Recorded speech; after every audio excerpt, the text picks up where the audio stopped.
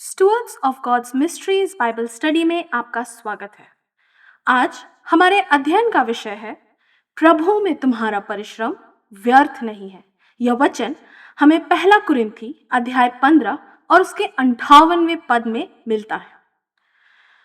मत्ती रचित सुसमाचार अध्याय 25 और पद 14 से लेकर 30 जब हम पढ़ेंगे तो वहां हम तोड़ों के दृष्टांत को पाएंगे। उसके विषय में हम सब जानते हैं, लेकिन एक छोटा सा समरी मैं उसका पेश कर रही हूं यहाँ कि एक मनुष्य यात्रा पर जाने से पहले अपने 3 दासों को बुलाकर उन्हें कुछ तोड़े देता है। पहले दास को वह 5 तोड़े देता है, दूसरे दास को वह 2 तोड़े देता है और तीसरे को वह 1 तोड़ा देता है और उसके बाद वह यात्रा पर चला जाता है।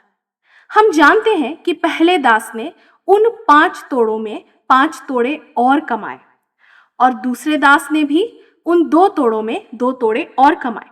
लेकिन वह तीसरा दास यह करता है कि जो 1 तोड़ा उसे मिला था वह उसे भूमि में गाड़ देता है और जब उसका स्वामी वापस आता है तो वह यह कह देता है कि मैं डर गया था तुझसे और इसलिए मैंने उस 1 तोड़े का कुछ नहीं किया, वरन उसे भूमि में गाड़ दिया और उसे सुरक्षित रखा।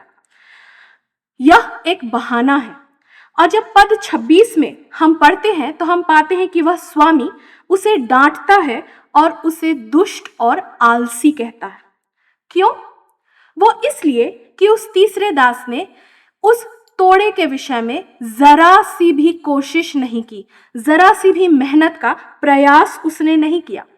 इससे पहले कि वो मेहनत का पहला कदम भी उठाता, उसने यह ठान लिया कि उससे कुछ नहीं होगा और उसने यह मान लिया कि उस तोड़े को बढ़ाया नहीं जा सकता, उस तोड़े का कोई उपयोग नहीं किया जा सकता और काम करने से पहले उसने बहाना ढूंढ लिया। प्रयास नहीं करने के कारण हमें यह बताया जाता है कि अपने दृष्टिकोण से तो वो बिल्कुल सही था, उसका दृष्टिकोण उसे वैलिड जान पड़ा, उसे वैध जान पड़ता है। लेकिन जब उसका स्वामी वापस आता है तो वह उसे फटकार लगाता है, वह उसे दुष्ट कहता है, वह उसे आलसी कहता है। उसका जो 1 तोड़ा था वह उस पहले दास को दे देता है जिसने 5 तोड़े और कमाए थे और उस तीसरे दास को बाहर अंधियारे में निकाल दिया जाता है जहां रोना और दांत पीसना होगा। ये 3 दास कोई और नहीं बल्कि हम विश्वासियों के ही प्रतीकात्मक प्रतिनिधि हैं, अर्थात सिंबॉलिक रिप्रेजेंटेशन। हम इसे इस तरह समझ सकते हैं कि हमें भी कई प्रकार के तोड़े दिए गए। तोड़े अर्थात टैलेंट, अपॉर्चुनिटी और सबसे बड़ा तोड़ा हमारा समय। किसी को भी काम करने का पूरा मौका मिलता है। हमारे जीवन में हर क्षेत्र में हमें कुछ ना कुछ अवसर हमेशा मिलते हैं, कभी कम और कभी ज्यादा, या यूं कहें कि कभी किन्हीं बातों में हमें कम टैलेंट है और किन्हीं बातों में थोड़ी ज्यादा योग्यता है। और कई बार ऐसा देखा जाता है कि हम अपने जीवन में जिन आशीषों को बड़ा समझते हैं, महत्वपूर्ण समझते हैं, हम उनके प्रति काफी मेहनत करते हैं, हम शुरू से उनके प्रति जागरूक रहते हैं, अवेयर रहते हैं और हम उन्हें बढ़ाने के लिए ज्यादा मेहनत लगाते हैं, ज्यादा समय लगाते हैं। लेकिन हमारी समझ से या हमारे दृष्टिकोण से जिन आशीषों को हम थोड़ा कम महत्व देते हैं या जिन अवसरों को हम थोड़ा छोटा समझते हैं, उनके विषय में मेहनत करने में हम कई बार कमजोर पड़ जाते हैं और उसी तीसरे दास की तरह हम भी कोई ना कोई बहाना बनाकर, किसी न किसी अवसर की कमी बताकर या रिसोर्सेज की कमी बताकर उस तोड़े को भूमि में गाड़ देते हैं और प्रयास करने से पहले ही हम अपने मन में कोई बहाना बना लेते हैं। और यह बात हमारे आत्मिक जीवन में भी बिल्कुल सही बैठती है और इसके साथ साथ यह हमारे व्यक्तिगत जीवन, हमारे पारिवारिक जीवन और यहाँ तक कि प्रोफेशनली भी यह बात बिल्कुल सही बैठती है। यदि हम कुलुसियों की पत्री अध्याय 3 और उसके 22 और 23 पद को पढ़ें तो वहां हम कुछ इस प्रकार लिखा हुआ पाते हैं। हे दासों, मनुष्यों को प्रसन्न करने वालों के सदृश केवल दिखावटी रूप से नहीं, वरन प्रभु का भय मानते हुए हृदय की सच्चाई से उन सब बातों में आज्ञा मानो जो पृथ्वी पर तुम्हारे स्वामी हैं। जो कुछ तुम करते हो उस कार्य को मनुष्यों का नहीं वरन प्रभु का समझकर तन मन से करो। और उसके बाद 24वें पद में यह भी लिखा है, यह जानते हुए कि तुम प्रभु से प्रतिफल अर्थात मीरास पाओगे।